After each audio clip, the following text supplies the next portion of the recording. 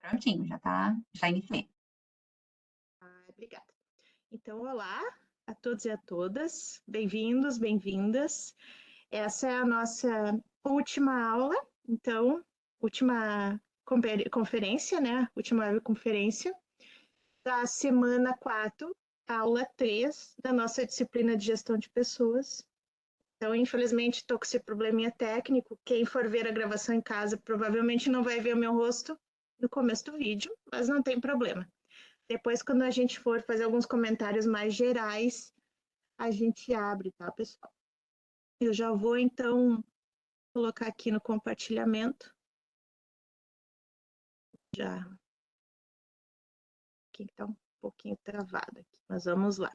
Eu montei um material, então, com um resumo desses textos dessa última semana. Claro que a ideia hoje é a gente fazer um fechamento, e nesse fechamento, as reflexões, elas vão acabar perpassando, então, todas as semanas até aqui, né? Mas a gente concentra hoje nesses 4 textos. Já vou, então, desculpem que está um pouco lento o equipamento aqui, mas a gente já vai colocar na apresentação, então. Vou minimizar aqui. Aula 3.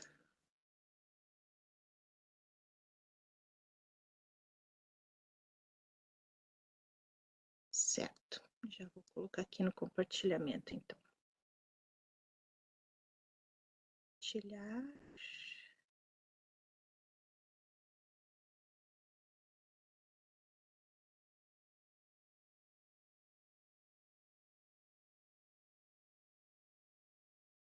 Compartilhar. Vou compartilhar toda a minha tela, tá, pessoal? Deixa eu só colocar aqui. Já vamos só abrir aqui o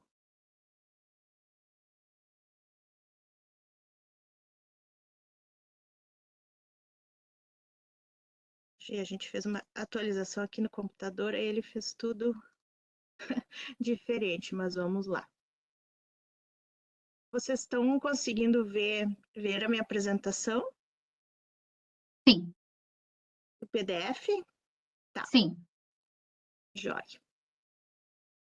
Deixa eu só... Coisinha aqui que não deu muito certo.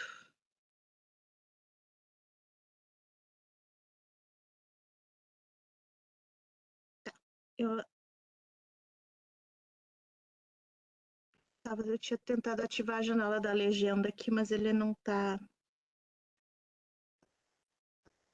Mas vamos lá, acho que vamos sem, se vocês não se importam, qualquer coisa, se alguém tiver depois alguma dificuldade com o conteúdo, né, só entrar em contato.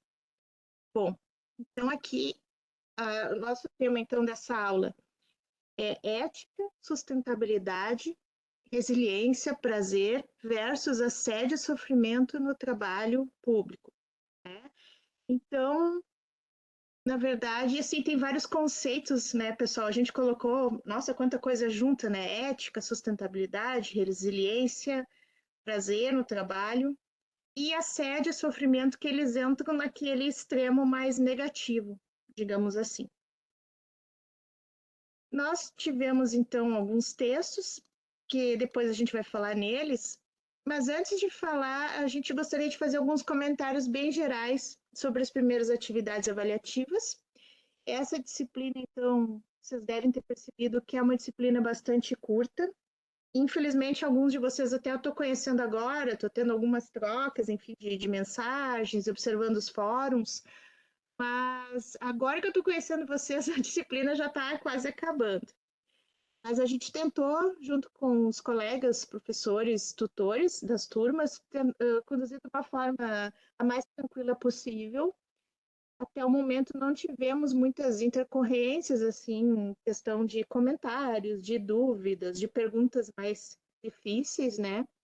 Então, até agora tem sido muito tranquilo, mas a gente gostaria de fazer alguns comentários gerais sobre as avaliações dessas primeiras atividades, tá? As atividades avaliativas 1 e 2, elas são fóruns. Um deles foi encerrado, então, na segunda-feira passada, e o outro, o prazo limite de postagem, encerra hoje. De forma geral, a gente seguiu os critérios de avaliação que estavam presentes nas atividades, mas até porque são professores tutores diferentes, são turmas diferentes, nós combinamos alguns critérios comuns para ter o máximo de objetividade possível nessa avaliação, mesmo sendo uma avaliação de tarefas qualitativas, tá? Então, o que a gente combinou? Alguns critérios bem gerais, que eu, inclusive, depois vou mandar uma mensagem reforçando para todo mundo. Também postei lá, onde diz semana 4 tem um arquivo novo, que está escrito o seguinte: como que nós avaliamos os fóruns? É uma pergunta. Aí vai abrir um arquivo onde tem esse detalhamento que eu vou comentar agora. Tá?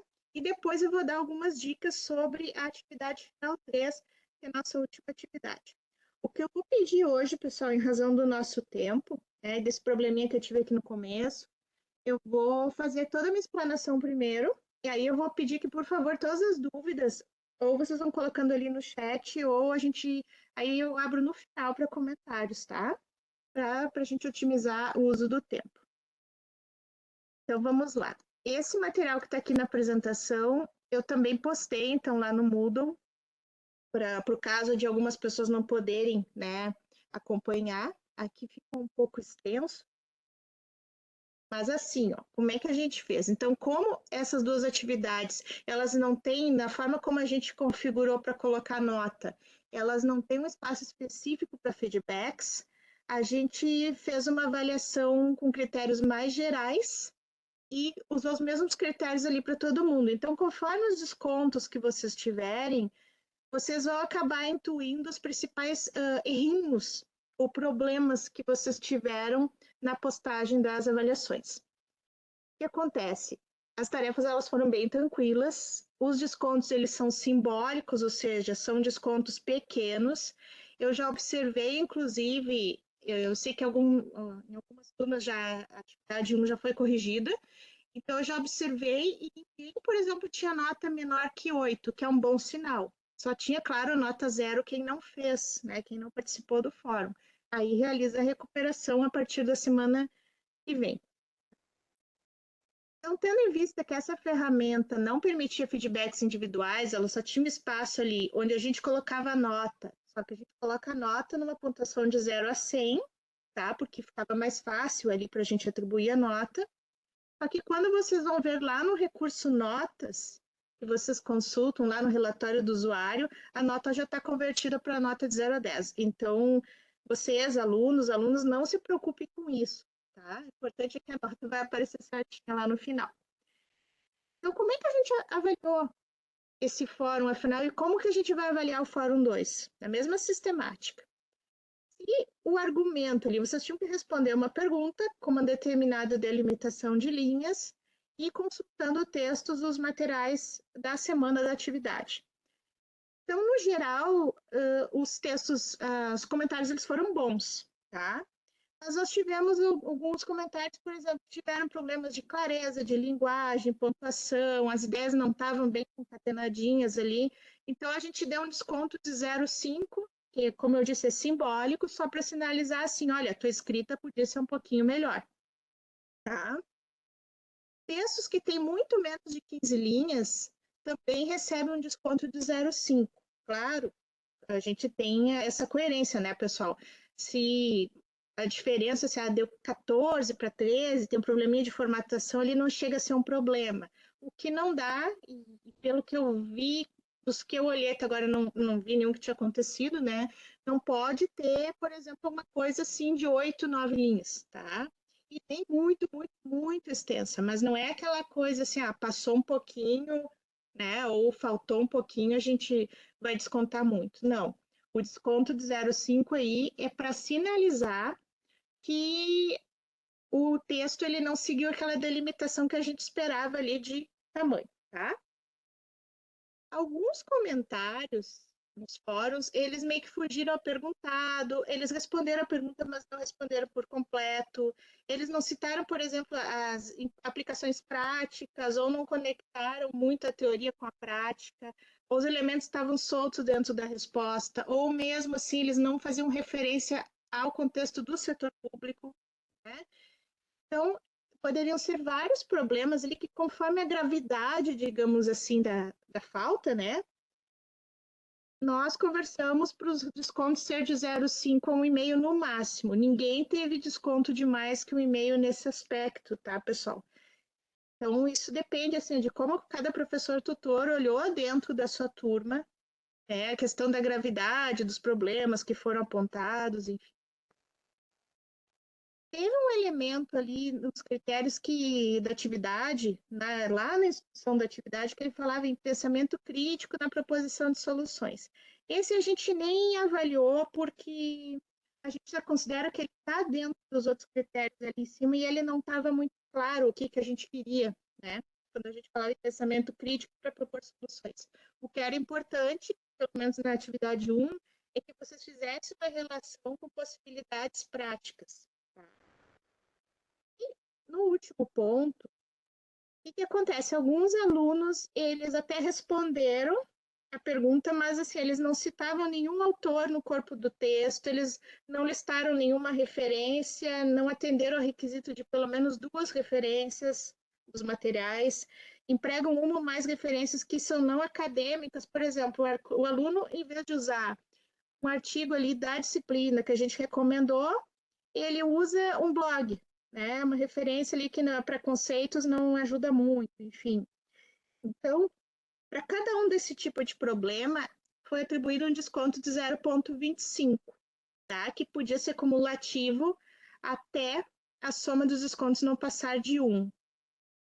A questão de erros na formatação da referência, de ABNT, a gente não está descontando, tá, pessoal? Porque vocês têm, na verdade, a oportunidade no trabalho 3 de fazer isso com um pouco mais de critério, tá? Para não ficar tão abstrato, eu vou dar um exemplo aqui, que até onde eu vi, ninguém chegou nesse exemplo aqui, tá? Não se preocupem, então. Supondo que um determinado estudante corresse em todos os erros que a gente apontou ali, como é que a gente faz a avaliação, então? A nota máxima é sempre 10, tá? Aí a gente vai descontando conforme os errinhos que vocês tiveram. Ah, o texto teve problemas de clareza, linguagem, pontuação, não interessa a quantidade de erros ali, era o 0,5, ele é aplicado só uma vez. Então, ali, 0,5. Texto teve muito menos de 15 linhas, mais 0,5. Texto fugiu da questão, respondeu de maneira incompleta, bem desarticulado até. O máximo de desconto que a gente deu ali, que eu falei para vocês, seria 1,5. Com vários problemas quanto a esses conceitos teóricos. O desconto máximo também é de 0,25 a 1.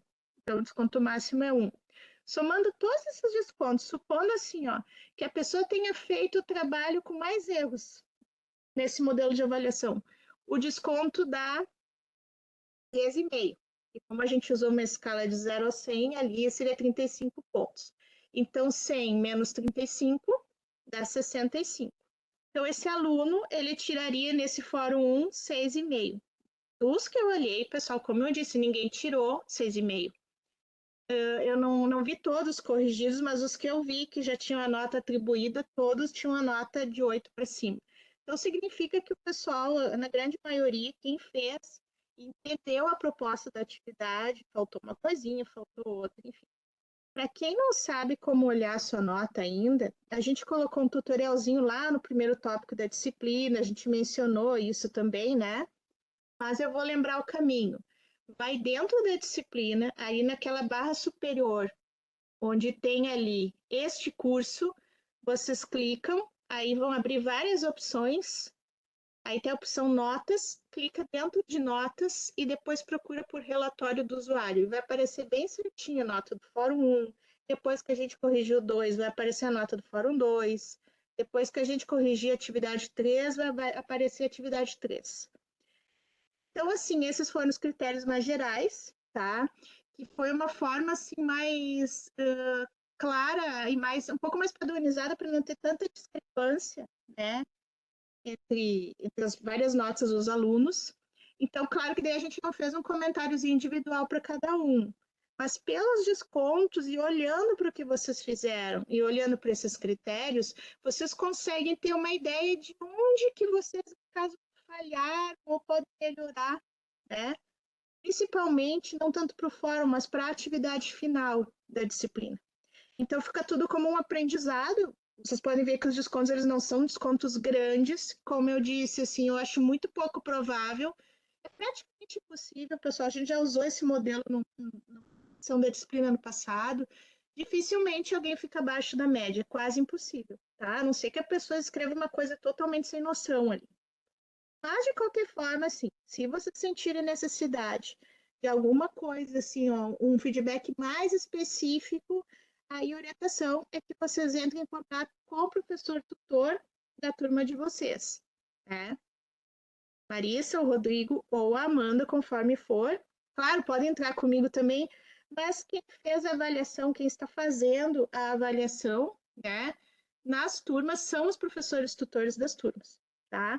Então, só não vou abrir para comentário agora, vou deixar para o final, mas eu só quis mostrar agora no começo para vocês entenderem como é que a gente está avaliando os fóruns. Esses critérios, na verdade, eles repetem os critérios que já estavam lá na instrução das atividades, só a gente objetivou um pouco mais, tá? Para fazer uma avaliação mais geral.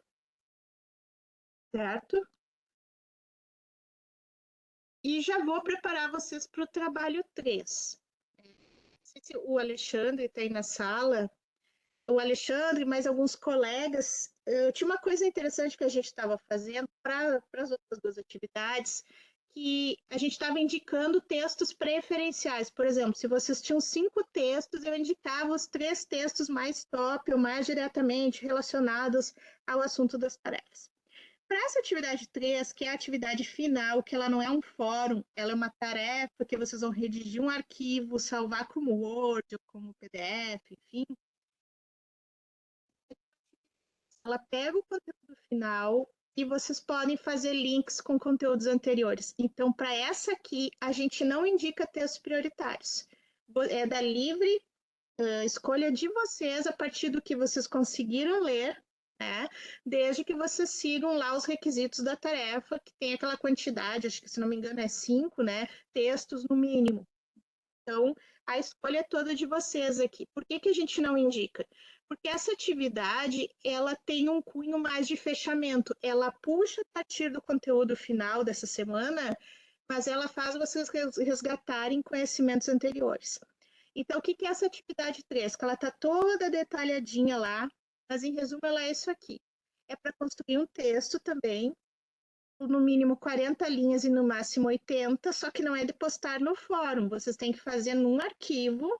A gente postou um template lá. O que é um template? Um arquivinho que vocês baixam e arquivo e depois salvam no computador de vocês e carregam. Gilney, só o Gilney que não está me ouvindo, quem mais? Vocês estão me ouvindo? Tá falhando um pouco, sim. Em alguns momentos está falhando, né? O áudio, mas a gente está escutando, mas está falhando realmente em alguns momentos. Pode ser minha conexão da internet, então. Vocês querem que eu fale mais devagar, que eu repita alguma. Querem que eu repita alguma parte?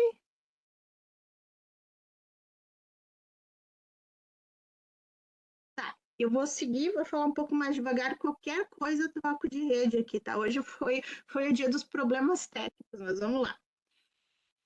Então, escrever um texto usando o template, que é aquele modelinho, né, pessoal? É um arquivo do Word que eu coloquei lá, que vocês vão baixar para o computador de vocês, vão elaborar o texto de vocês lá dentro, vão salvar, vão renomear e aí vão carregar nesse link da tarefa, que já está aberto, tá? Desde o começo da disciplina.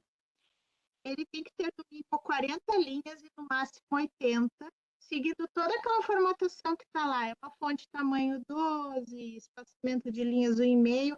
É só fazer em cima daquele que está lá que não tem problema, tá? A partir da leitura de todos os textos da disciplina, Vocês podem, eventualmente, usar textos externos à disciplina, desde que sejam textos acadêmicos, artigos, teses, dissertações, enfim. Vocês têm que ver os critérios lá que a gente colocou para a escolha das atividades, das referências, né? Vocês vão fazer uma redação. Texto único, com introdução, desenvolvimento e conclusão. Tudo encadeado, não precisa ser separado. Vocês vão ver lá no modelo que a gente postou, tá? Vocês têm que escrever um texto crítico argumentativo sobre o quê? Os dilemas comportamentais e éticos do servidor público atualmente no Brasil e a sua paradoxal posição diante das demandas, dos desafios sociais, político-governamentais e do mundo do trabalho. Nossa, quanta coisa! Assim, ó, como é que a gente poderia formular uma pergunta de uma outra maneira? Quais as responsabilidades, as dificuldades, os dilemas de um servidor público hoje no Brasil, considerando toda a nossa conjuntura política, econômica e do trabalho? Como é que o servidor se vê nisso? Como é que ele pode ressignificar a sua atuação? Por que é uma posição paradoxal? Porque nós temos, por exemplo, coisas que são boas e coisas que não são tão boas, né? Nós temos questões comportamentais e éticas nossas, mas o próprio mercado, o próprio setor público, o setor político também tem os seus problemas comportamentais e éticos. A responsabilidade ela não cai toda sobre nós. Então, na verdade, ela não cai sobre nós, mas como que nós nos posicionamos como servidores públicos, né? Seja federais, estaduais, municipais, ou quem, no caso, vocês podem pensar a partir da própria perspectiva de vocês. Esse texto ele pode ser escrito em primeira pessoa? Pode, não vejo problema.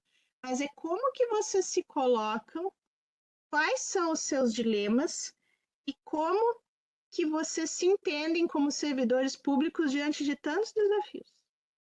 Tá? Então, é um pouco mais complexo, por quê? Porque essa atividade é a última. Vocês partem dessas leituras dessa semana, porque a gente fala sobre ética, sobre comprometimento, enfim, mas vocês podem fazer um link com coisas anteriores. Então, vamos lá, que é um bom tempo ainda para conversar com vocês e a gente tirar mais dúvidas. Os textos dessa semana final, então, que é a última, né? Eles consolidam os aprendizados anteriores e eles trazem também a dimensão ética do trabalho, falam um pouco de sustentabilidade, falam de resiliência e de prazer no trabalho, que seriam coisas boas, mas também de uma forma conflituosa com aquilo que traz sofrimento para o trabalho, inclusive a questão do assédio. Tá? As coisas boas e coisas que não são boas. O primeiro texto dessa semana é o de Bottini, Paiva e Gomes, de 2021, que o título era Resiliência Individual, Prazer e Sofrimento no Trabalho e Vínculos Organizacionais. Reflexões e perspectivas de pesquisa para o setor público. Primeiro, o que é a resiliência? Capacidade de adaptação a eventos negativos, superando estresse e adversidades. Ela é algo complexo que relaciona vínculo e sentido, ou seja, ela depende do quanto a pessoa vê sentido no trabalho e o quanto ela se sente vinculada ao trabalho. O vínculo depois a gente vai falar um pouco mais. A resiliência tem a ver com constituir mecanismos de proteção a riscos no trabalho. É como é que eu lido com as adversidades, com os riscos do meu trabalho.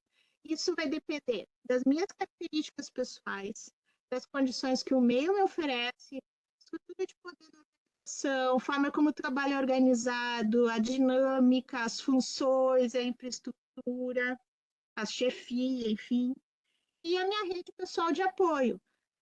A questão do apoio da família, por exemplo, de amigos, de terapeutas, enfim, eles falam ali do artigo da família, mas eu estendi, né, a questão de rede de apoio. A psicodinâmica do trabalho, ela estuda, então, esses movimentos de prazer e sofrimento. Ela explica os efeitos do trabalho sobre os processos de subjetivação. O que seria essa subjetivação de uma forma bem resumida, tá, pessoal? É como é que eu interpreto meu trabalho, como é que eu lido com ele.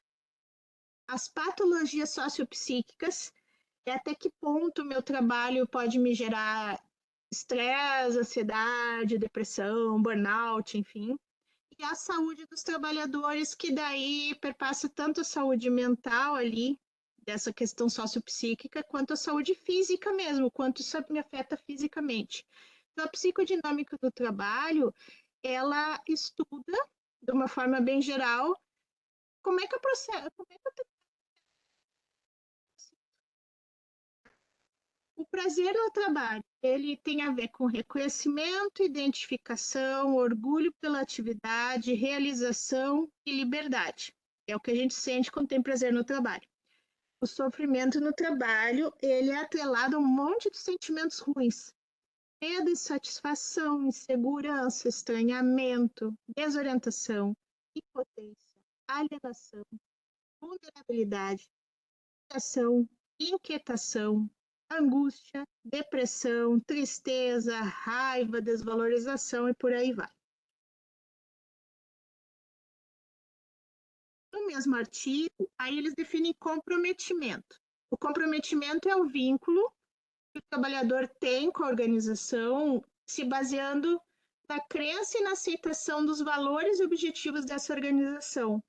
Então, a pessoa se sente comprometida quando ela acredita naquilo que ela está fazendo e na organização a que ela está vinculada. E ela quer manter esse vínculo. Os vínculos, então, têm a ver com sentimentos de envolvimento, identificação, apego, satisfação, motivação, centralidade e resposta à cultura da organização. Mas aí existem outros dois fenômenos. Então, só para voltar aqui bem rapidinho, a gente falou da resiliência, falou da psicodinâmica, falou do comprometimento, tem a ver com os vínculos, mas existe uma coisa que é o entrincheiramento, que ele não é propriamente um vínculo saudável. O entrincheiramento é assim, ó, resumindo bem, tá, pessoal?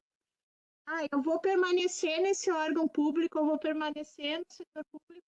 Se eu for para o mercado, ou para a empresa X, ou para uma outra carreira, eu vou perder muito financeiramente, eu vou correr muito risco. O entrincheiramento é que, assim, às vezes eu nem quero ficar onde eu estou, né? Mas se eu sair, pode ser pior. E as várias influências da percepção individual sobre a memória, a distorção, minimizar as coisas, naturalizar, generalizar, isso pode ajudar a suavizar os atos da gestão que são mais difíceis de aceitar. Porque eu penso assim, tá tudo bem se isso está acontecendo aqui, porque pode ser pior se eu sair ou no passado foi pior. Então, eu vou naturalizando muitas vezes coisas que são ruins e eu vou ficando nesse entrincheiramento. E o consentimento, que tem a ver um pouco com isso, ele envolve a tendência do indivíduo de obedecer às demandas da organização personificadas por seus chefes. O fato de eu consentir não quer dizer que eu estou comprometida. O comprometimento é quando eu compro a ideia e acredito naquilo. O consentimento é quando simplesmente vamos fazer assim porque tem que ser assim e pronto. Essas formas são mecanismos da pessoa se relacionar com o trabalho. Aí esse artigo dele é teórico, tá, pessoal? Ele não chega a validar hipóteses, mas ele fala, por exemplo, assim, resumindo, tá? Ele relaciona de forma positiva resiliência do trabalhador com prazer no trabalho, com comprometimento, com o consentimento, de certa forma, e inclusive com o entrincheiramento, porque se a pessoa é mais resiliente, ela tolera ficar ali naquele ambiente que ela está. Também relaciona positivamente prazer no trabalho, comprometimento, consentimento, entrincheiramento, ou seja, está repetitiva essa parte aqui. As relações negativas, onde é que elas estão? Entre a resiliência e o sofrimento. Se eu tenho menos resiliência, eu vou sofrer mais. se entre o sofrimento e o comprometimento. Se eu sofro no trabalho, eu vou ter mais dificuldade para me comprometer de verdade. E, inclusive, eu vou ter mais dificuldade até com o próprio consentimento mesmo, tá? E com o entrincheiramento, porque o entrincheiramento tu tolera até certo ponto. Mas se o teu sofrimento ele é gigantesco, tu acaba saindo. É bem óbvio esse artigo, assim, mas na verdade ele levanta hipóteses teóricas que fazem a gente pensar. Segundo artigo, na mesma linha, o de Silva e outros, ele fala de comprometimento organizacional e ele faz um link com o comprometimento sustentável. Então, ele é um pouco extenso, mas o que é importante aqui nesse artigo? Existem 3 formas de comprometimento: o afetivo, o normativo e o de continuação.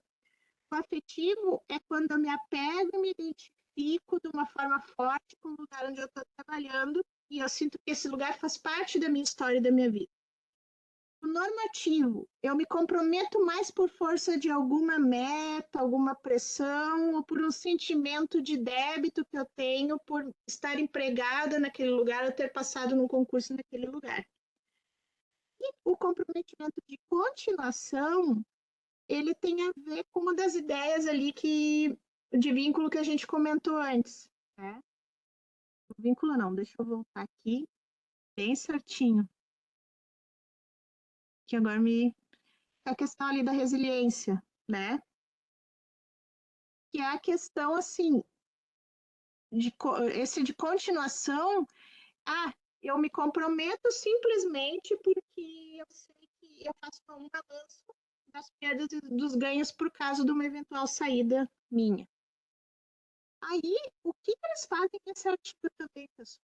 Esse artigo não é só sobre comprometimento, na verdade, eles definem comprometimento para depois eles definirem comportamento pró-ambiental. É um conjunto de ações que as pessoas fazem de forma orientada, efetiva e intencional de atenção e zelo com o meio ambiente, que atende a exigências individuais e coletivas. Então, eles citam uma outra autora de 2012, a Tillman, que vai dizer que um aumento no comprometimento afetivo, que é aquele primeiro ali, pode estar relacionado com uma maior propensão a cumprir um desempenho extra de função, tem uma relação positiva entre o comprometimento afetivo e a percepção que o empregado tem sobre a preocupação da sua organização com a sustentabilidade ambiental. Então, traduzindo, quanto mais apegado eu sou ao meu trabalho, mais eu tenho essa percepção de que o meu trabalho, a minha organização, a minha instituição tem uma preocupação ambiental. É a premissa dela ali. Aí ela continua dizendo o seguinte: se uma organização enfatiza a sustentabilidade ambiental, os funcionários podem se sentir obrigados a permanecer comprometidos com ela, resultando em maiores níveis de comprometimento normativo. Então, o que está dizendo? Eu gosto muito do lugar que eu estou e me sinto comprometida. Se eu percebo que esse lugar tem uma responsabilidade ambiental e esse valor ambiental ele é um valor importante, é um valor caro para mim, como pessoa, eu vou me sentir ainda mais comprometida e isso, inclusive, vai me ajudar a me vincular à questão de normas e regras nesse comprometimento. De uma forma geral, seria isso.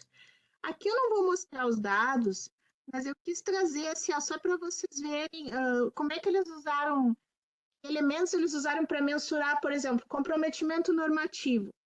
Eu me sentiria culpada se deixasse a organização, as pessoas tinham que se manifestar se elas concordavam, discordavam, né? As frases. Comprometimento normativo. Eu me sentiria culpada se deixasse essa organização agora. Eu não deixaria essa organização porque eu tenho uma obrigação moral, me sinto impedida com essa organização. O afetivo, que é o que mais importa nesse artigo aqui. A organização tem um imenso significado pessoal para mim. Eu me sentiria feliz em passar o resto da minha carreira aqui. Eu me interesso pelo destino dessa organização, sinto os objetivos da organização como se fossem os meus, sinto os problemas da organização como se fossem os meus. E o comprometimento de continuação, a avaliação dele é dada por frases como: não abandono essa organização devido às perdas que eu teria, a minha vida ficaria muito complicada se eu saísse daqui, os custos de deixar essa organização são maiores que os benefícios. Aí, o que eles fizeram nesse artigo, tá? Aí, eles fizeram uma análise do comportamento ali de comprometimento sustentável só.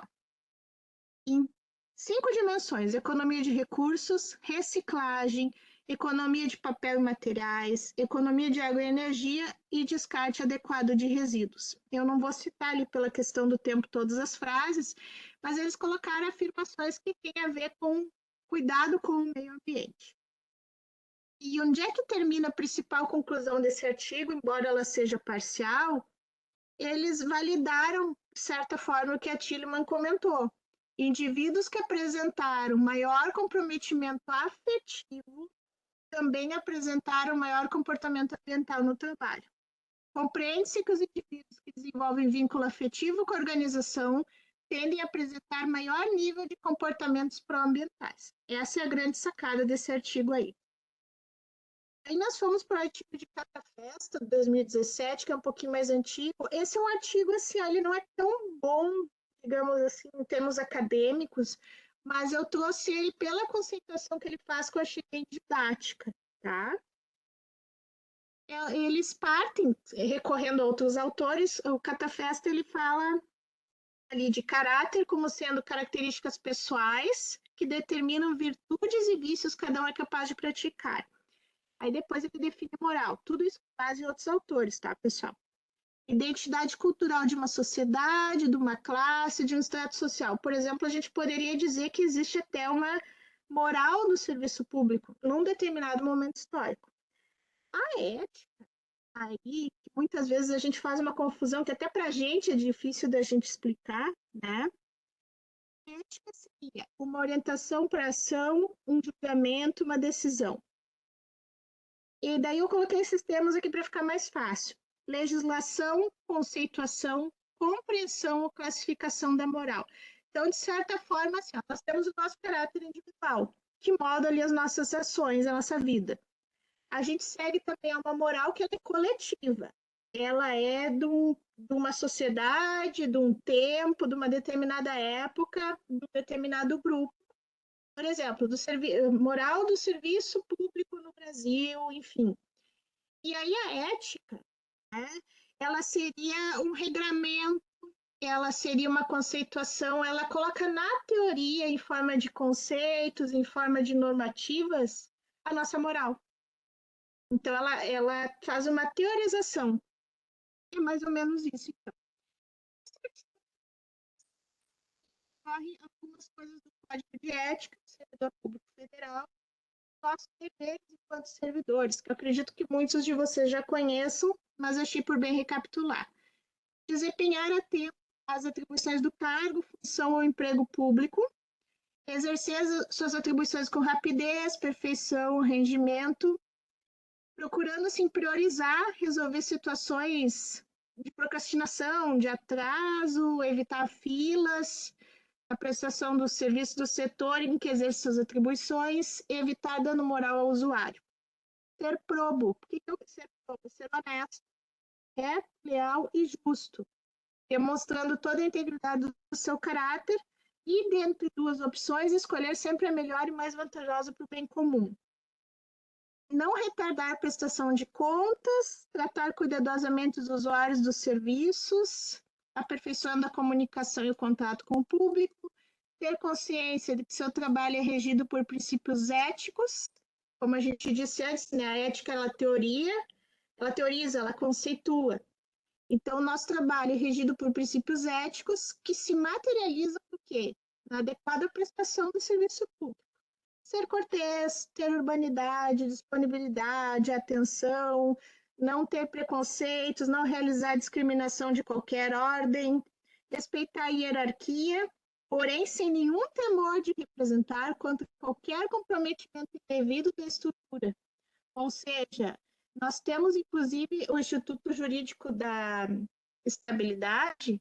Para quê? Porque quando a gente vê uma coisa errada, a gente tem que poder denunciar e se sentir protegido. Não permitir que interesses de ordem pessoal interfiram no trato com o público ou com os colegas e não praticar qualquer ato com vistas a prejudicar-se ou beneficiar terceiros ou a si próprio, ou seja, não incorrer em prevaricação. Então, usar a máquina pública para nos favorecer. E aí tem o último, que eu vou só dar alguns insights sobre ele. Por que eu coloquei alerta de gatilho, pessoal? Por mais de um motivo. Esse é um tema assim, que pode deixar as pessoas bem desconfortáveis. Esse é um tema assim, que mesmo para tratar numa aula, ele seria bastante tenso, né? Faz as pessoas lembrarem, infelizmente, de várias situações, mas eu quis destacar os conceitos que são importantes aqui. Primeiro ponto, assédio moral, pessoal, ele só é configurado quando ele é uma coisa constante, repetitiva, prolongada. Não pode ser uma coisa eventual e tem que ser no exercício da função, do cargo, ou seja, não é porque um colega te olhou meio atravessado, não estava num bom dia e aquele dia a pessoa te distratou, que seja assédio moral. Pode chegar a ser um desacato, né? Mas normalmente a gente vê mais quando é a questão assim, do cidadão que agride, né, um servidor, enfim. Mas assédio é uma coisa que tem que ser constante para ser tipificada como assédio. Pode ser, como a gente acaba pensando mais no senso comum, do chefe para o subordinado, mas também pode ser do subordinado para o chefe. Mas daí que relação de poder que tem aí? Porque normalmente quem pode mais é o assediador.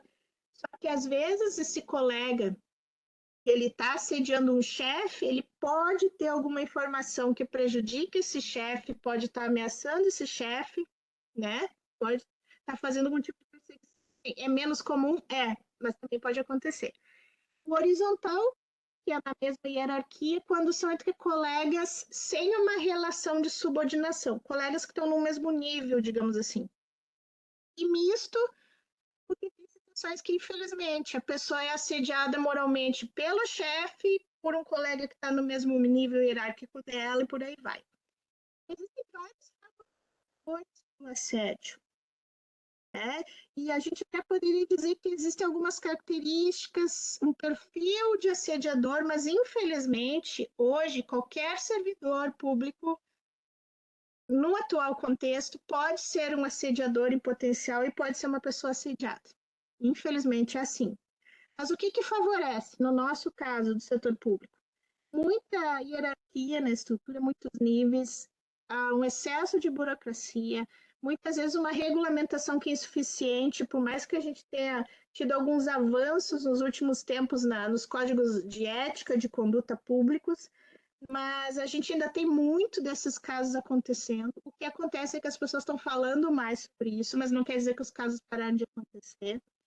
A própria estabilidade do setor público, ao mesmo tempo que ela nos protege, ela pode servir para alguns mal intencionados pensarem assim, dificilmente eu vou ser exonerado porque eu assediei alguém.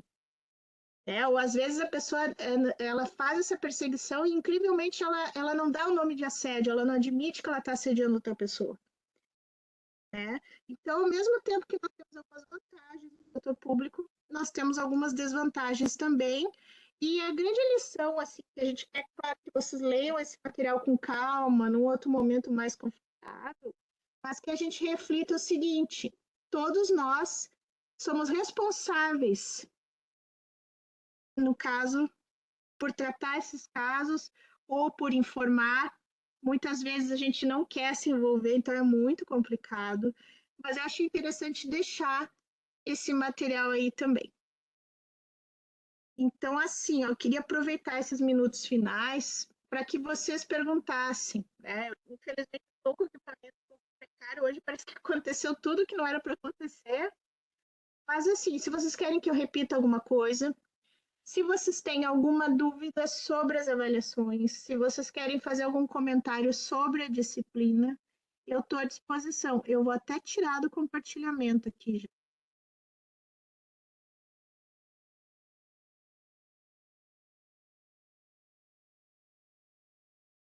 Podem pedir a palavra, o pessoal fique à vontade, tá? Deixa eu só aproveitar a pergunta do Gilney, tá?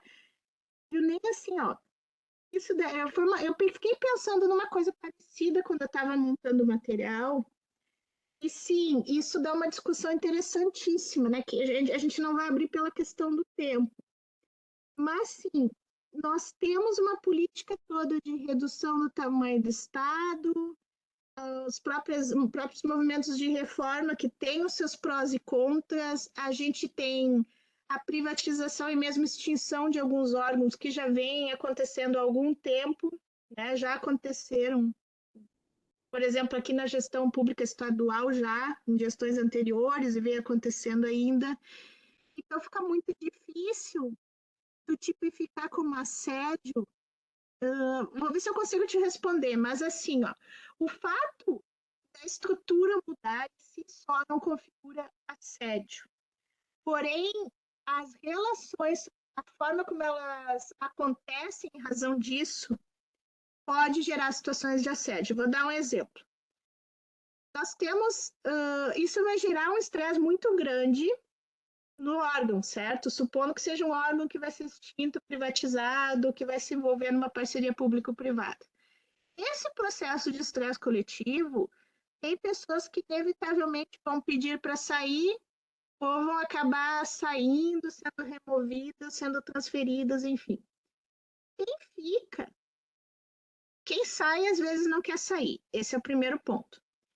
Quem fica numa situação de instabilidade emocional, com sobrecarga de trabalho, e isso vai minando as relações. E esse clima todo, sim, ele pode gerar situações que configuram assédio. E até o despreparo, por vezes, da chefia, numa situação assim onde a equipe está sendo desmantelada, e daqui a pouco o próprio gestor, o chefe, ele se torna um assediador para a pessoa pedir para sair. Eu já vi situações assim, mas não no setor público, eu vi na iniciativa privada. A pessoa começa a inventar coisas, começa a manipular a informação para as outras pessoas se sentirem desconfortáveis e irem embora. E daí, quando elas não aguentam o assédio, elas vão embora. Então, na verdade, eu dei sim dizer que é um assédio. A gente está vivendo num contexto onde o assédio moral ele estaria institucionalizado pelas próprias políticas públicas, pelos modelos de gestão, mas para tipificar como assédio, a gente só consegue quando ele chega no nível mais micro. Então, assim, o clima todo está muito tenso para a gente falar em assédio moral, porque, na verdade, aquilo que está para acontecer, o que já vem acontecendo com o coletivo, já é um assédio. Não sei se eu fui clara, mas o que eu quis dizer é assim, a gente fala mais do micro, que é o que é mais fácil da gente qualificar como assédio, enfim, porque vai minando as relações, mas o processo ele é em cascata. Toda essa desestruturação, ela começa de cima, vai deixando todo mundo mais irritado, nervoso, perdido, confuso, despreparado, e o assédio ele vai se configurando no dia a dia ali das pessoas, até chegar num ponto que é uma situação limite.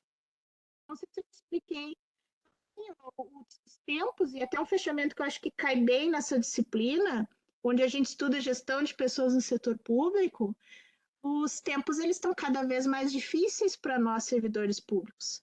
Ao mesmo tempo em que a gente tem algumas necessidades de profissionalização, nós temos, eu percebo, assim, e alguns compartilham da minha opinião, vamos ver se vocês concordam ou não, nós temos algumas situações onde a gente tem que aumentar a eficiência, a gente tem que ter uma cultura de dados, a gente tem que trabalhar com aquelas competências transversais de uma forma mais abrangente, só que do outro lado a gente tem toda uma precarização, tem congelamento de salário, tem falta de estruturas de trabalho, tem planos de carreira que são múltiplos, mas são pouco desafiadores e são muito pautados ainda pela questão do tempo de serviço e de algumas coisas que são adquiridas e não tanto pelas competências.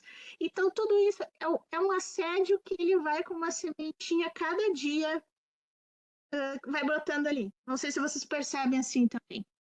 Até que realmente as pessoas, e eu falo isso na graduação também, porque eu tenho alunos que são servidores públicos e alunos que não são.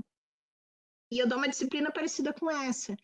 Então, muitas vezes, nem todos ali querem ser servidores públicos, e os que querem estão intrigados, estão angustiados, estão pensativos. Então, queria que você se manifestasse sobre isso também. O Bruno ergueu a mão, o Bruno pode falar. Levantei sim, Cristine. Inclusive, sobre essa questão aí da redução do tamanho do Estado, eu até comentei no segundo tópico, né, da tarefa, que um dos textos fala fiscalista de orçamento, né, de redução do número de servidores, e isso prejudica até mesmo para você fazer uma gestão de competência, porque você está prejudicando a motivação, porque se você quer ficar reduzindo a remuneração, seja naquela reforma administrativa de em algum momento o Estado está em dificuldade, reduzir o número de horas e pagar menos, ou fazer de forma a não ficar dando reajuste, isso já é um fator que afeta a produtividade do servidor. Aí de nada adianta ficar bolando 1.000 métodos se você ao mesmo tempo está prejudicando nesses outros fatores. E eu acho que acontece? Essas reformas administrativas, elas não focam muito em melhorar mesmo a qualidade do serviço público. Toda vez que vem, acha que vai resolver o problema do serviço público cortando servidor, reduzindo salário. E, na verdade, isso é o contrário, isso só precariza o serviço público. Eu não vejo um movimento tipo, vamos melhorar mesmo a produtividade do servidor, vamos instituir mecanismos corretos para incentivar, né, as gratificações de funções, ganhar pela produtividade. Entendeu? Aí eu queria sua opinião a respeito disso. Você acha que prejudica a gestão de pessoas? Que eu acredito que prejudica. Acho que bem colocado, Bruno, e sim, da forma como vem sendo feita. Claro, não é o único. Esse momento de reforma que a gente tem agora não é o único ao longo da história. Acho que até comentei com vocês em outro momento. Desde lá o DASP, no final dos anos 30 do século passado, a gente tem várias tentativas de reforma, profissionalização do serviço público, mas o que está aparecendo cada vez mais é que sim, tem várias coisas que eu penso que estão envolvidas aí, umas corretas e outras nem tanto. O Estado ele pode ter crescido tanto ao longo de várias décadas que ele se torna insustentável e agora tem todo um esforço para tentar enxugá-lo. Só que da forma como vem sendo conduzido e sem uma abordagem mais científica, sem estudos provando por A mais B quando e onde cortar e querendo cortar de tudo como eles estão fazendo, não me parece a forma mais adequada. Então, em vez de tu conseguir mais eficiência, na verdade, tu está só precarizando. No fundo, tem esse discurso de eficiência para dizer que eles querem cortar gasto, eles não querem ter essa honestidade de dizer, olha, a gente quer enxugar a máquina pública, então eles vendem esse discurso de eficiência, quando as duas coisas, com uma certa ponderação, os cálculos corretos e se valorizando mais uma perspectiva técnica do que política, né? Se realmente se a coisa tivesse sendo olhada do ponto de vista técnico, eles não precisariam fazer tanto corte, assim, pelo menos é o que eu penso. Daria para É, ajustar muita coisa. tem uma outra questão que eles ficam nessa de que tem que fazer corte. Assim, isso aí teria que fazer um estudo mais aprofundado de economia, envolver métodos estatísticos e outras questões. Mas, assim, o que acontece? Tem um outro fato que eles, no discurso político, eles não levam em conta. A população brasileira, dos anos para cá, aumentou muito, ou seja, as demandas em cima do Estado são crescentes. Então, eu acho meio assim, não bate uma coisa. Como que a população está crescendo, o Estado está mais, se as demandas em cima dele estão aumentando? Estou precisando de mais servidores, mais institutos, mais recursos para atender a população. Então, acho que, como você falou, não está tendo uma análise crítica realmente disso. Parece mais um chutômetro, assim, só discurso, vamos dizer.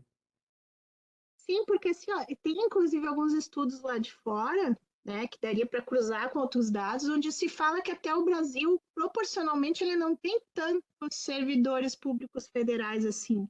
Então, claro, se a gente tivesse realmente uma cultura de dados, como é preconizado lá naquelas competências que a gente viu na aula passada, a gente cruzaria dados populacionais, demográficos, né, dados econômicos, dados geográficos, onde sim, tu redimensiona o tamanho do Estado às necessidades da população, só que ao mesmo tempo assim, isso implicaria em mexer em algumas questões orçamentárias e de legislação para as quais a gente depende dos atores políticos.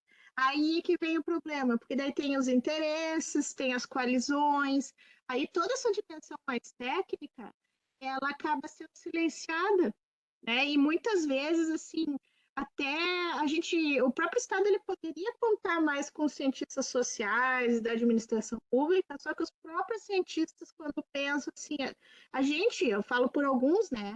A gente gostaria de poder contribuir muito mais com estudos técnicos. Mas tu tem, por exemplo, assim, não indo muito longe, a gente teve aqui no estado do Rio Grande do Sul a própria Fundação de Economia e Estatística, que ela simplesmente foi extinta, né? E eles tinham estudos muito interessantes que fomentavam até nós, pesquisadores, com dados que a gente não tinha como buscar. Então, se tu está numa perspectiva, seja de estado do Rio Grande do Sul, seja de país, onde essa cultura de dados é mais uma coisa para inglês ver, e a gente não está aqui defendendo a bandeira de A, de B, né? A gente que não tem vinculação, por exemplo. A gente quer defender a técnica, quer defender a estatística, quer defender os estudos demográficos, quer defender,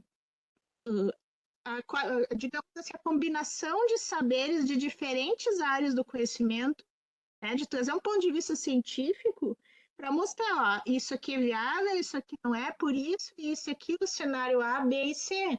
Só que o momento que a gente coloca um estudo desse, ele nem avança. Às vezes não é nem lido, ele não chega em quem toma a decisão. E quem toma a decisão está representando interesses de diferentes grupos da sociedade. Então, às vezes, a gente, como servidor público, tentando defender uma coisa mais científica, é interpretado como alguém, sabe, mas tu está dizendo isso porque tu é servidora pública. Não, estou dizendo isso porque eu estudo isso e comparando vários dados, a informação que eu tenho é essa. Então é muito complicado. Falta assim, a gente tem universidades, né? Não só universidades públicas, mas a gente tem vários centros no país que estudam a administração pública e a gente poderia ter uma gestão muito mais técnica, né? Não é colocar o político para baixo do tapete, mas o que se a gente vê decisão só sendo tomada por vontade política, a gente não avança em termos de gestão. Gestão é uma ciência. Em resumo, era isso que eu queria dizer. A minha posição sempre é por trazer dados e eles vão, no caso, juntar o que de mais científico a gente conseguir fazer. Mas não é todo mundo que pensa assim. Fala, Junei. Boa noite. Professora, só corroborando com o que a senhora está falando, nada explica, como exemplo, uma cidade de Porto Alegre que tem um departamento de tratamento de água, distribuição de água e tratamento de esgoto, é um monopólio público, tu entregar isso para o monopólio privado. Se tu fizesse isso de forma que várias empresas competissem, que o preço da água, ou a tarifa da água tendesse a diminuir, eu concordo, mas agora tu vai entregar para um órgão privado o monopólio público para ser explorado por uma empresa privada, não tem lógica. E é um órgão que não ele funciona sozinho, a prefeitura não depende, não tem que passar recurso para ele, entendeu? Ele funciona sozinho, ele tem lucro, então nada disso explica, sabe? É muito difícil essas questões, e isso é uma coisa só, a gente tem outras questões estratégicas dentro do país que está acontecendo isso, como a própria Petrobras, por exemplo. E no meu ponto de vista, começa pela política. O Brasil não é sério, não tem um plano de país. É isso.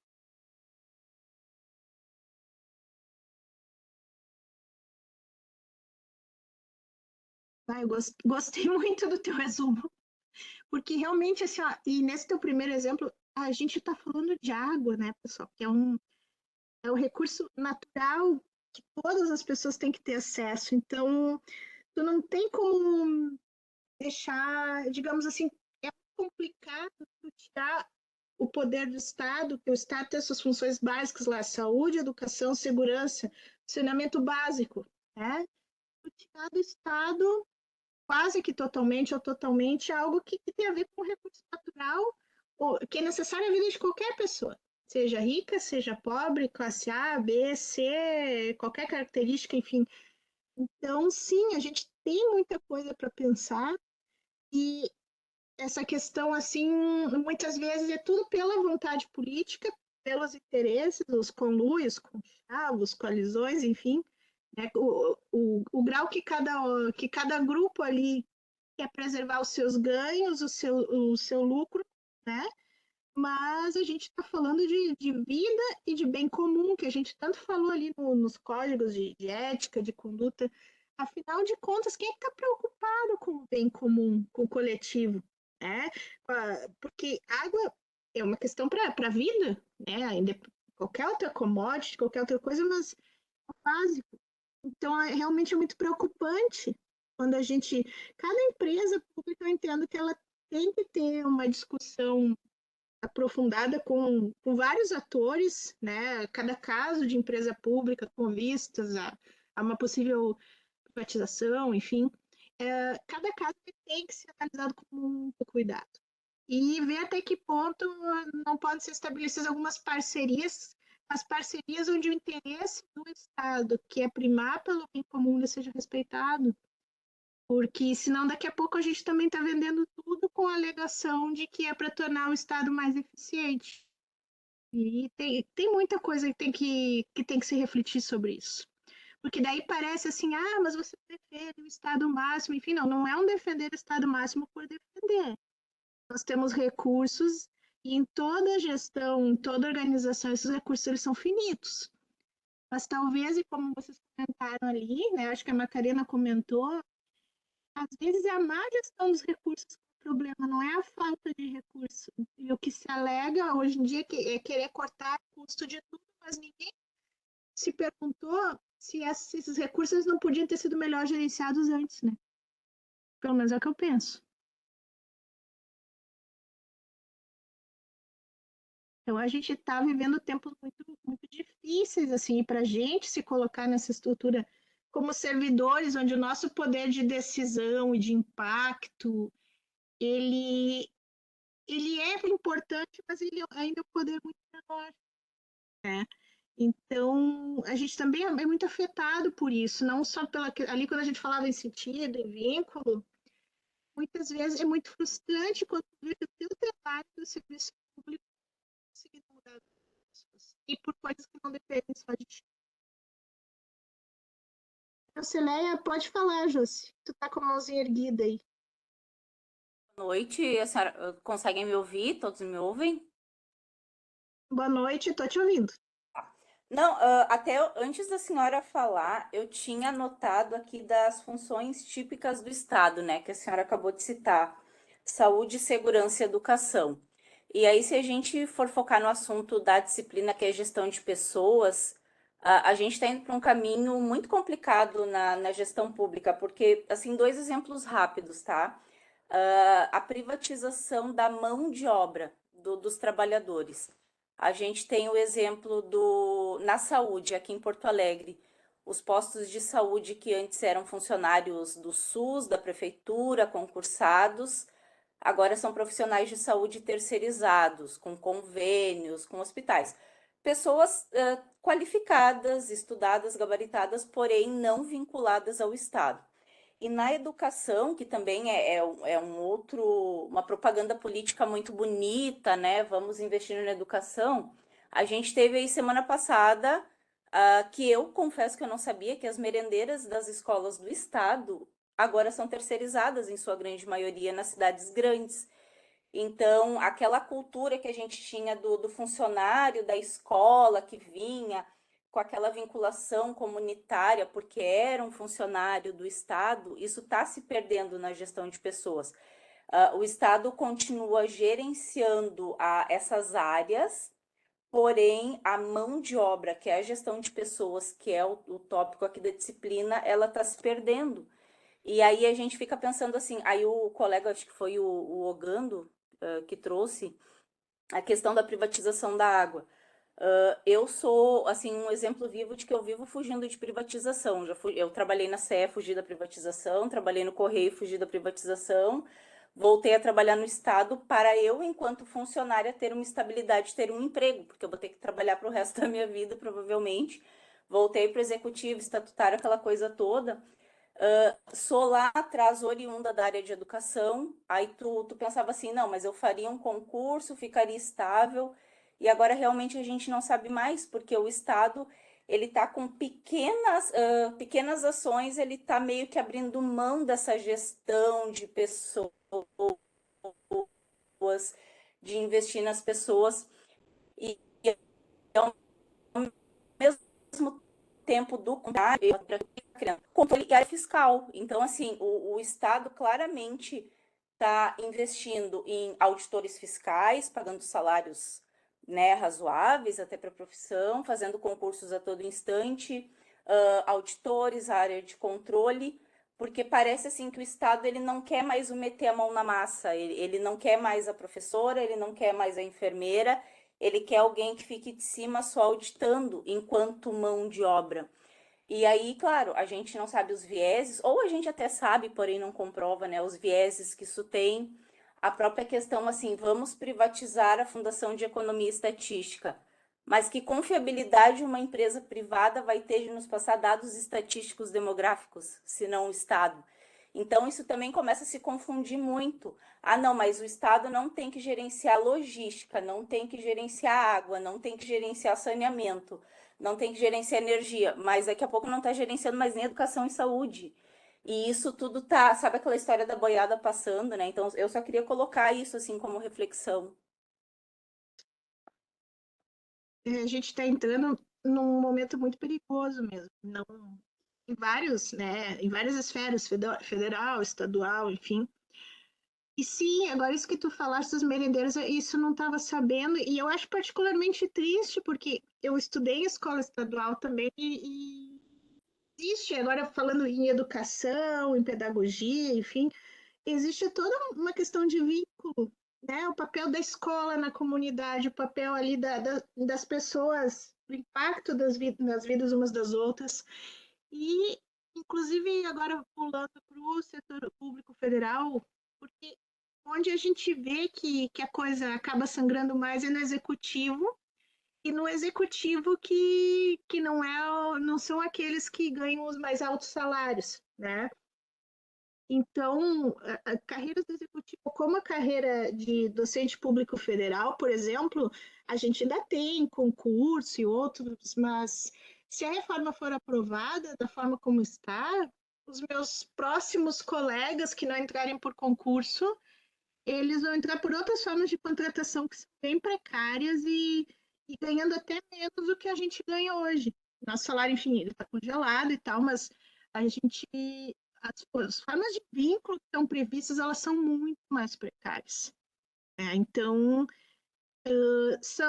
me dá essa impressão mesmo, assim, ó, que mesmo aquilo que é a função básica do Estado, que o Estado poderia fazer com excelência, está sendo pensado assim, não, tudo é custo, é gasto, quando se poderia analisar, né, como que pode se fazer diferente mantendo essas funções. Mas não pode falar uma coisa? Boa noite, professora Cristina e colegas. Só complementando, assim, acho que os colegas fizeram várias abordagens e eu queria, eu fiz recente um, um MBA na parte de gestão de projetos, né? Então tem muitos setores, principalmente privado. E dessa abordagem de gestão de competências, né, era colocado também um aspecto que era no contexto de mundo, assim, não sei exatamente falar, que já tem um tempo que eu li sobre isso, que era no aspecto de um antropólogo norte-americano que fala que essas gestões de competência, igual nós estamos como empregados públicos, servidores, enfim, não é uma característica restrita especificamente a nossa, né? Mas é no contexto de mundo. Assim, acho que aquele mundo Bunny, mundo VUCA, mundo Bunny, que falam, né, que o mundo Bunny foi principalmente depois da pandemia, onde contexto de fragilidade, mais ansiedade, não linear, incompreensível.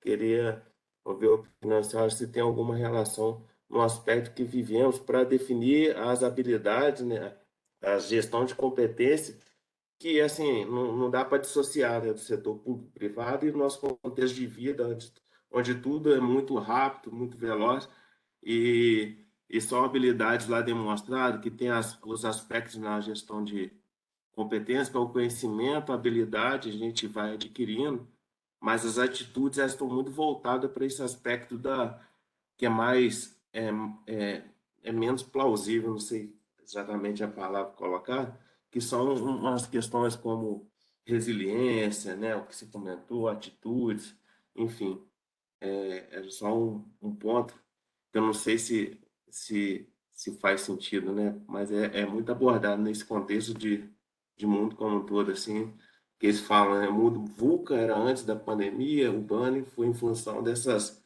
incertezas que gera muita ansiedade, gera muita excesso de informações também. Às vezes, tratar isso e de entender como que isso gera dificuldades, mas nesse sentido. Assim, Marlon, eu vou tentar ser bem breve, porque, na verdade, esse assunto daria uma outra aula, tá? Mas, assim, ó, sobre competências, inclusive competências de liderança, transversais, a gente falou na aula passada, né? E também abordou nessa atividade avaliativa 2. O que isso tem a ver, de certa forma, com o que a gente está trazendo hoje? As questões ali de... Na verdade, o conceito de competência, para mim, até ele é um conceito que ele já está defasado, mas, então, como eu disse, essa discussão vai ficar para um outro momento no futuro, quando a gente se encontrar, tá? Mas o que acontece? Essa demanda por servidores públicos terem determinadas competências, isso cada vez vai se ampliando mais, só que, de certa forma, sempre existiu, mas com nomes diferentes. Então, essas pessoas que tu estás utilizando ali, mundo VUCA, mundo BANI, na verdade, desde a teoria de sistemas, né, a gente fala dos ambientes como sendo sempre suscetíveis a mudanças, entropia negativa e por aí vai. Então, o que acontece? Sempre é exigido que nós, como servidores, nos adaptemos. Agora, parece que isso está um pouco mais intenso por conta da pandemia, mas no passado a gente provavelmente teve alguns outros eventos que fizeram com que a gente se adaptasse também. O cenário que a gente encontra hoje é um paradoxo. Ao mesmo tempo em que a gente tem que cada vez desenvolver competências novas, a gente também tem um contexto do nosso trabalho, ele tem que ser cada vez mais precário e mais desafiador. Pode ter algum elemento positivo de algumas dessas mudanças? Até pode, mas a gente está num cenário de certeza que sim, ele é muito maior, né? Porque podem vir coisas que a gente não vai saber lidar muito bem, que até depois uma ou outra seja melhor, mas a gente não tem certeza. Eu estou dizendo assim, ó, essa incerteza sempre nos acompanhou. Agora ela parece que está maior porque ela envolve outros elementos, como a tecnologia, como o trabalho remoto, como a crise social, econômica, cultural, enfim, que o mundo todo está vivendo, né? Nós tivemos recentemente no Brasil, por exemplo, a gente passou por um momento, período eleitoral, por exemplo, que foi extremamente tenso, mas lá fora a gente estava com uma guerra na Europa que não acabou ainda. Né? Então, o mundo como um todo está com uma série de desafios. Só que cada vez mais é exigido que nós, como pessoas e como servidores, tenhamos cada vez ter uma competência nova para a gente desenvolver. Né? Só que, em contrapartida, aí voltando para o contexto do Brasil, a nossa realidade de trabalho é cada vez mais incerta. Então, daqui a pouco vai chegar um ponto onde a gente tem que pensar em trabalhar essas competências para nós próprios, no sentido assim, ó, o que eu vou fazer da minha vida? Porque é muito bom servir as outras pessoas sendo como servidor público, por exemplo, mas daqui a pouco, em questão de 5, 10, 20 anos, a gente vai ter que pensar, será que todos nós vamos continuar atuando no setor público nessa conjuntura que se apresenta? Será que isso com o tempo vai mudar, vai melhorar? Que outros desafios o mundo vai nos apresentar? As tecnologias, elas vão continuar com potencial de nos auxiliar, ou elas vão trazer outros desafios que a gente, nas estruturas atuais, não vai saber enfrentar. Então, como eu te disse, isso daria assunto para uma outra aula ainda. Não sei se eu te respondi, né? Mas o que eu estou dizendo, assim, a gente vê uma exigência cada vez aumentando mais, só que um cenário cada vez mais incerto, e a gente precisa de um pouco de certeza, de estabilidade para manter a nossa saúde mental em dia, eu diria assim. Mas a coisa está cada vez mais tensa. A gente cada vez, em vez de trabalhar menos pela questão da tecnologia, provável que a gente trabalhe mais e trabalhe pior, por exemplo. E olha que eu estou falando isso como alguém que é entusiasta da tecnologia. Eu estudo isso há mais ou menos 20 anos. Mas o que eu estou vendo é que o nosso setor público, em particular no Brasil, ele está falando muito dessa transformação digital, por exemplo, só que ao mesmo tempo, em paralelo, está falando. Ele está reduzindo o custo e está precarizando as relações de trabalho. Então, daqui a pouco, não adianta querer cobrar transformação digital no serviço público se o servidor não tem equipamento mínimo para trabalhar, não tem direito de fazer uma capacitação, né? Porque isso é custo para o órgão, enfim. E o cidadão que está lá na outra ponta, ele não tem o mínimo de letramento ou energia elétrica em casa para acessar o serviço digital. Então, é muita coisa para a gente pensar. Não sei se eu te respondi ou se eu fiz uma viagem maior ainda, mas me parece que a coisa ela está muito tensa, muito tensa.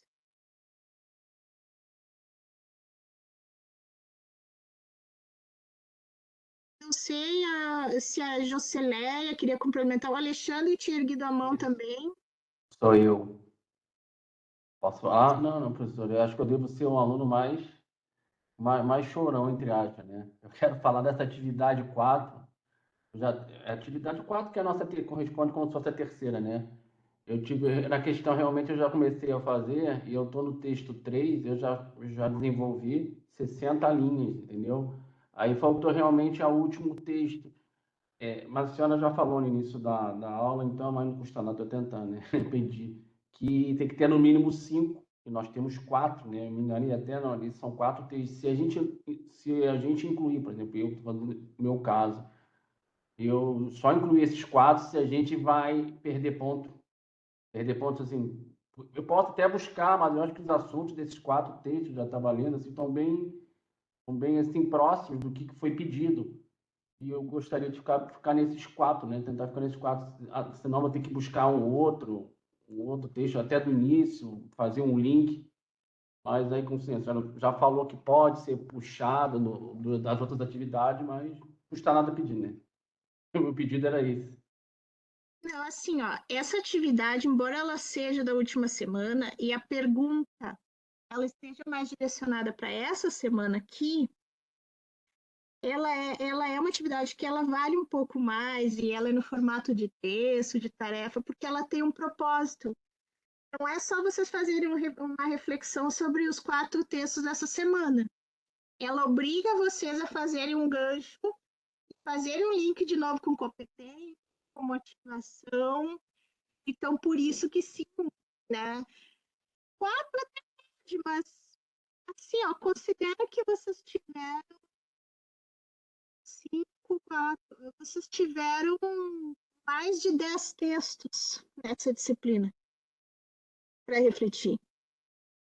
Então, a gente teria que depois ver com os tutores como é que a gente faria, mas assim, eu sinceramente eu não gostaria de liberar para 4, porque senão daqui a pouco 4, depois o pessoal faz com 3, vai achar que tá bom.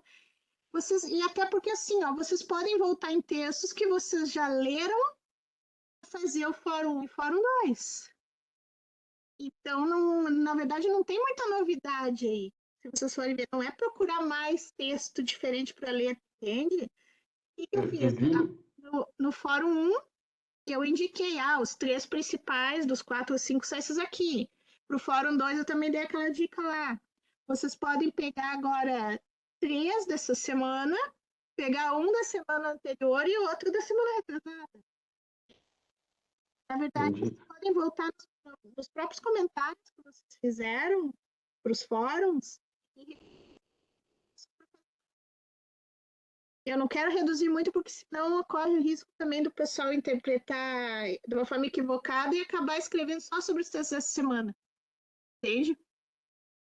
Eu digo para não ficar muito extenso, entendeu? Porque eu estou falando que no meu caso já tenho 60 linhas, já estou no terceiro texto, mas tudo bem. Mas aí é que tá, tem uma outra coisa em jogo aí, capacidade de síntese de vocês, Entendi. pessoal. Não é a mesma dinâmica do fórum, é construir uma redação, pode construir uma redação ali com 5, 6 parágrafos, só que no mesmo parágrafo tu citar ideias de 2 textos relacionando uma com a outra. Então, não vejam por esse lado, não é um resumo, não é um parágrafo para cada texto, não são 10 linhas para cada texto. Vocês podem fazer, inclusive, relações entre os textos, não precisa nem ser de uma forma linear, tu pode escrever um parágrafo onde tu está falando, por exemplo, ali em competência, e tu já linkar com ética. Vocês podem fazer viagens entre os textos da semana 1 pular para 3, da 3 pular para 2. É uma redação. Não é a mesma lógica do fórum. O fórum era mais simples. Então, realmente, assim, ó, eu não sei se isso tornou a coisa mais difícil para vocês, mas o que eu estou pedindo para vocês agora, tem um dia que vai ser pior, que não vou ser eu que vou pedir. Que vai ser no TCC, no projeto de pesquisa. Então, esse esforço de concatenar ideias num espaço de texto menor, ele já tem, vocês têm que começar a exercitar agora. O que a gente pode fazer é fazer o que a gente faz com os fóruns, a gente ser mais amigável nos descontos, porque o desconto não é para penalizar vocês, é só para dizer, olha, isso aqui podia estar um pouquinho melhor. O desconto nosso ele é bem pedagógico mesmo, é só para sinalizar o que faltou. Então, o que acontece? Tu já está com a coisa meio encaminhada. Na verdade, tu pode pegar e resgatar alguma coisa dos teus fóruns anteriores, fazer uma amarração com o teu texto e se passar um pouco, tu escreveu agora umas 20, tu tem 60, escrever umas 20, 25 linhas amarrando, porque eu acredito que tu vai tirar alguma coisa do lugar, tu vai trocar algum parágrafo de ordem, entende? Então, tu não tem que se preocupar, tu já começou. Agora é mais o sentido de organizar o pensamento. Uma coisa que vocês podem fazer é pegar os fóruns que vocês fizeram, juntar, colar os comentários, que agora o fórum ele some, né, depois que termina a avaliação, mas consultem as anotações de vocês, vão jogando dentro desse arquivo, joguem com o que vocês analisaram dessa semana e depois vocês constroem um argumento. Porque às vezes a gente quer sair escrevendo direto. Não é assim que funciona. Professora, eu não digo nem assim nesse caso, né? Como a senhora falou no início, foi a quantidade de informações da pergunta, né? Nem a capacidade de síntese, não estou nem vendo nesse ponto. É porque realmente são muitos conceitos, são muitos textos, são muitas, sim, conceitos mesmo diferentes, falar da ética, do comprometimento. Então, quando a gente vai escrever, a gente vai ver, já tem 50, 60 linhas, entendeu? Mas não tem problema. Eu nem vejo nesse ponto a falta, até eu acho que eu enxuguei bastante. Eu queria escrever mais coisas, entendeu? Não sei os outros que estão fazendo, mas pela variedade do tema, dos textos, eu até que achei razoável. Não acho, a gente vai ler, são 2 páginas que eu já escrevi, não tem nem tanta coisa, mas aí tu vai contar, já tem 50 e poucas linhas. Mas não tem problema, eu já entendi, posso resgatar, nem que eu resgate a ideia, 1 ou 2 linhas, sei lá, do texto da primeira semana. Quando a gente fala 5 textos, não quer dizer que vocês têm que escrever 20 linhas de cada texto. De novo, pessoal, não é resumo. Vocês vão fazer uma salada geral de tudo que vocês leram, pegar as principais impressões e amarrar para responder a pergunta que eu fiz. Se de um texto vocês vão tirar uma frase e do outro vocês vão citar 2 parágrafos, aí o balanço é com vocês, entende? Ficou mais claro agora? E se passar um pouquinho do tamanho não é o problema. O que a gente não quer assim, ó, que alguém apareça com um negócio de 2 parágrafos e uma pessoa apareça com 5 páginas. Mas se passar um pouquinho das linhas, a gente não desconta quando passa um pouquinho, a gente só desconta quando falta muito. Sim, mas pelo jeito o teu tá tranquilo.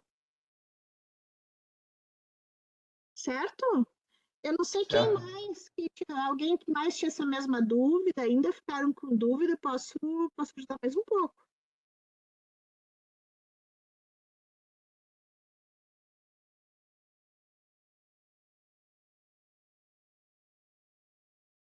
Tranquilo, mais alguém?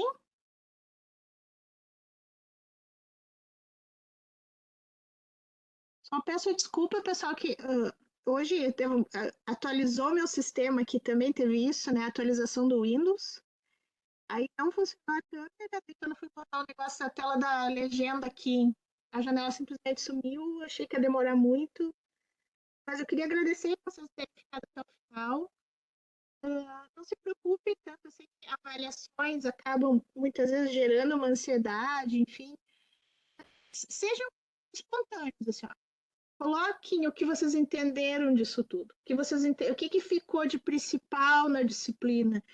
Aí vocês vão se sentir mais seguros, tá?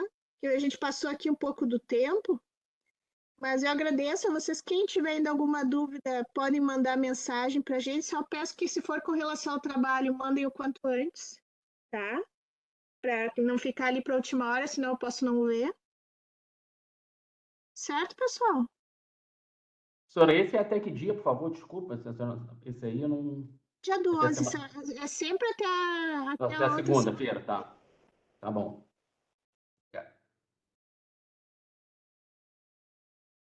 Certo, pessoal? Boa noite. Marissa, obrigada. Pode encerrar a gravação. Assim que estiver disponível, já puder disponibilizar melhor. Tá certo, professora. Já estou finalizando, então.